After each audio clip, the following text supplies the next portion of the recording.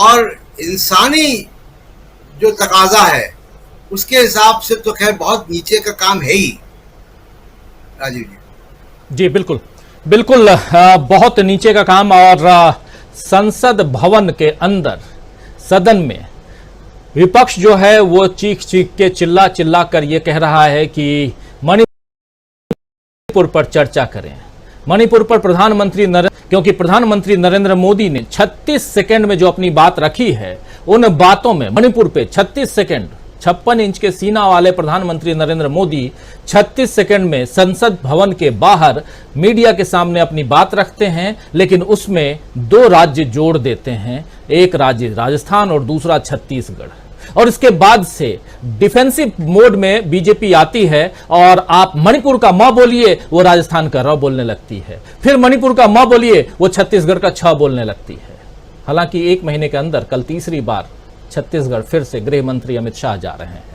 समझ सकते हैं, चुनाव है वहां पे। हमारे साथ 2 वरिष्ठ साथी और जुड़ गए हैं, रिटायर्ड आईपीएस ऑफिसर हैं, हमारे साथ लगातार बने रहते हैं, आप सब परिचित हैं विजय शंकर सिंह जी से। विजय जी आपका स्वागत करता हूं सिंह साहब, और स्वागत करता हूं हमारे साथी, वरिष्ठ साथी सुनील शुक्ला जी, वरिष्ठ पत्रकार हैं। सुनील जी आपका भी स्वागत है, और एक बार फिर से आप तमाम साथी जो जुड़ चुके हैं उनका आप सबका स्वागत करता हूं।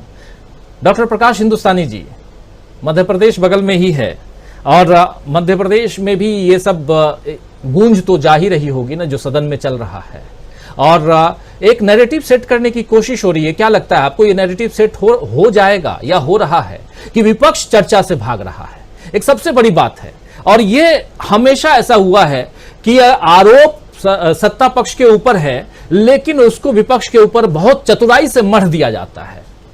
क्या अभी भी ऐसा लगता है कि मणिपुर पे सत्ता पक्ष अपनी बातों को, अपने दोष को उधर यानी कि विपक्ष की तरफ करने में कामयाब साबित होगा? क्या इस देश में यह नैरेटिव सेट हो पाएगा कि नहीं जी, मणिपुर तो कुछ भी नहीं है, राजस्थान में बहुत बड़ी घटना हो चुकी है, छत्तीसगढ़ में भी ऐसी घटनाएं हो चुकी हैं, बिहार में भी ऐसी घटनाएं हो चुकी हैं, और मध्य प्रदेश और वेस्ट बंगाल में भी ऐसा ही है। उन राज्यों में जहां पर बीजेपी की सरकार नहीं है वहां का हाल बहुत बुरा है। और देखिए विपक्ष वाले फालतू का चिल्ला रहे हैं मणिपुर को लेकर के। ये नैरेटिव सेट होते देख रहे हैं आप?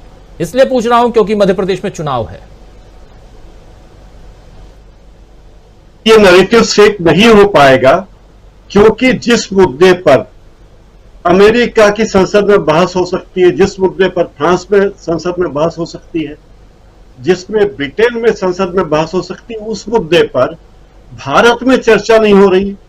और प्रधानमंत्री जी कहते हैं कि सदन के बाहर वो बोल देते हैं, लेकिन सदन में बोलने से वो डर रहे हैं। तो इससे शर्मनाक बात क्या होगी? और क्या प्रधानमंत्री इस देश की सभी चीजों के लिए जिम्मेदार नहीं है? जब वो रेल को झंडी दिखाने चले जाते हैं, मन की बात करने चले जाते हैं, और विद्यार्थियों को परीक्षा पे ज्ञान देते हैं, तो मणिपुर के बारे में बोलने में उन्हें इतना डर क्यों लगता?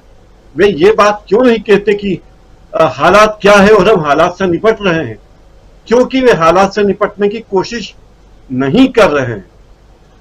इस बारे में मणिपुर के ही एक विधायक हैं, और वो बीजेपी के विधायक हैं। उनका ट्वीट में देख रहा था, एक न्यूज चैनल ने उनका ट्वीट शेयर किया कि उनका नाम है पाओलिनन हाउकिप, शायद उच्चारण में कुछ गड़बड़ हो, लेकिन स्पेलिंग बोल देता हूं, PAOLINLLHAOKIP। उन्होंने कहा कि मणिपुर की हिंसा में राज्य सरकार शामिल है, मणिपुर हिंसा में राज्य सरकार शामिल है, सरकार की मिली भगत की वजह से हिंसा नहीं रुक रही है। ये एक ऐसा बयान है जो वहां के विधायक ने दिया है, और वो कहता है, डंके की चोट पे कहता है कि इसमें सरकार शामिल, और बीजेपी न तो उस विधायक के खिलाफ कार्रवाई कर रही है, न कोई बयान दे रही है।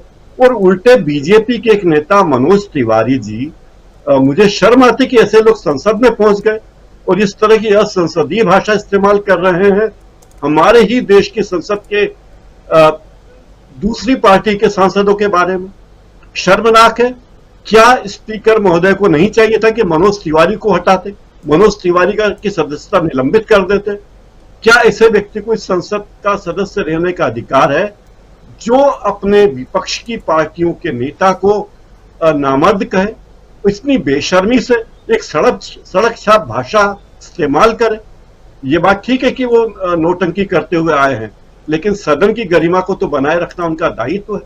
और जो प्रधानमंत्री जी इतनी बातें करते हैं, पूरी दुनिया के तमाम देशों के लोकतंत्र में, संसदों में बात हो रही है, हमारे प्रधानमंत्री कहते हैं कि इस पे कोई बात करना नहीं चाहते, अमित शाह बात करेंगे। जब दुनिया भर के मुद्दों पर प्रधानमंत्री बोलने से हिचकिचाते नहीं हैं, तो ये कोई मंगल ग्रह का मामला तो है नहीं, हमारे देश का मामला है। प्रधानमंत्री को क्यों नहीं बोलना चाहिए? ये तो वैसे ही बात हो गई, केजरीवाल 18 विभाग सिसोदिया जी को दे दें पहले, और किसी फाइल पर दस्तखत ना करें और कहे कि मैं तो दूध का धुला हूं। तो मोदी जी ये चाहते हैं कि मैं तो दूध का धुला हूं, भाई मैंने तो कुछ किया नहीं है। और बयान अमित शाह दें, क्यों नहीं? अगर पार्टी हार जाए तो जेपी नड्डा बयान देंगे, देश में कुछ गड़बड़ होगी तो गृह मंत्री बयान देंगे, रक्षा के मामले में कुछ गड़बड़ हो तो रक्षा मंत्री बयान देंगे। लेकिन तमाम फालतू के मुद्दों पर जो गैर जरूरी हैं, उन मुद्दों पर माननीय प्रधानमंत्री जी बयान देंगे। जहां क्रेडिट लेने की बात होगी, प्रधानमंत्री जी बयान देंगे। जहां चंद्रयान भेजने की बात होगी, हमारे माननीय प्रधानमंत्री बात करेंगे। जो भी मुद्दा होगा प्रधानमंत्री बात करेंगे, लेकिन काम के मुद्दे पर बात नहीं करेंगे। ये क्या बात हुई? और दूसरों पर इल्जाम लगा रहे हो। अगर मान लो राजस्थान में भी गड़बड़ हुई है या छत्तीसगढ़ में गड़बड़ हुई, अगर मान लीजिए, और वहां कार्रवाई नहीं होती है, तो प्रधानमंत्री जी उसके बारे में भी बयान दें सदन में, तथ्यपूर्ण बताएं कि देखिए वहां ये हुआ। लेकिन एक बात मुझे अब तक समझ में नहीं आई, जो मणिपुर के मुख्यमंत्री कह रहे हैं बड़ी बेशर्मी से कि साहब साथ नहीं, एक बलात्कार हुआ या 2 बलात्कार हुए, तो ये कोई बात है? एक भी क्यों हुआ? एक भी ऐसी वारदात क्यों हुई? सवाल 7 का ये, इसे आप नारी की अस्मिता को आप आंकड़ों का मुद्दा बनाना चाहते हो, इससे आप आंकड़ों से जोड़ रहे हो। तो क्या 100-200 पे होगा तो आपको लगेगा मामला गंभीर है, 7 पे होगा तो गंभीर नहीं है, 1 पे होगा तो गंभीर नहीं है। ये तो बहुत ही शर्मनाक बात है। तो शर्म का पहलू हर तरफ से देखिए।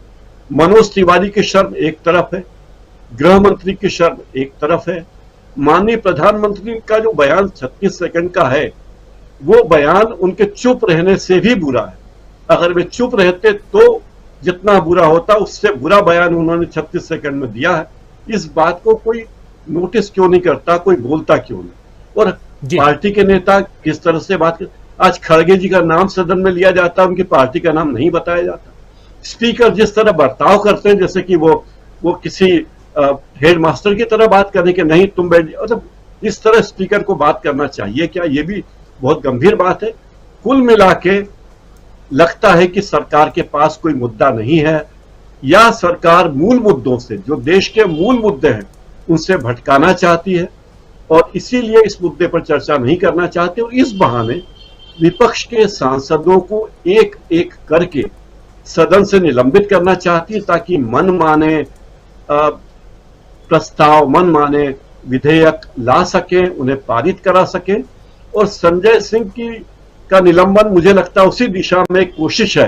हालांकि संजय सिंह 15 मिनट तक आसंदी के सामने अपनी बात कहते रहे पहले कि मेरी ये गुजारिश है, उनकी गुजारिश नहीं मानी गई, और फिर आनंद फानंद में प्रस्ताव पारित करके उन्हें उनकी सदस्यता पूरे सत्र के लिए निलंबित कर देगी।